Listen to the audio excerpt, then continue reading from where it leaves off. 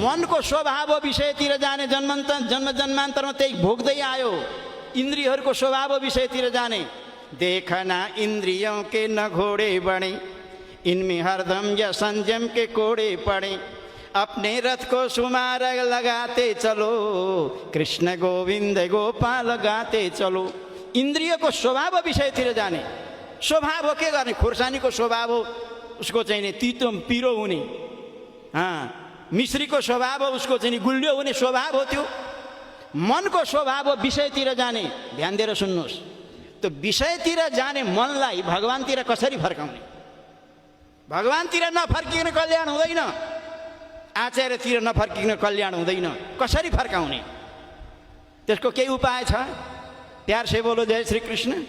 छ त्यो कसरी छ? ध्यान दिएर सुन्नुहोस्। अच्छा, मैले तपाईहरुलाई भने मनको स्वभाव विषयतिर जाने हो नि, स्वभाव हो नि। अच्छा, जलको स्वभाव के हो? जलको स्वभाव हुन्छ तलतिर बग्ने। जल कहीँ पहाड चढ्दै देखाएको छ तपाईहरुले?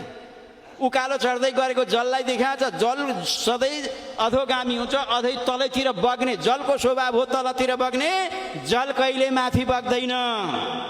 तर त्यो जल तल बग्ने जललाई कसैलाई माथि नै जल चाहिएको छ, तल जान सक्दैन। जल त तल बग्छ, जल बग्छ, तर मान्छेलाई कसैलाई चाहिँ माथि जल चाहिएको छ भने के गर्नु पर्यो?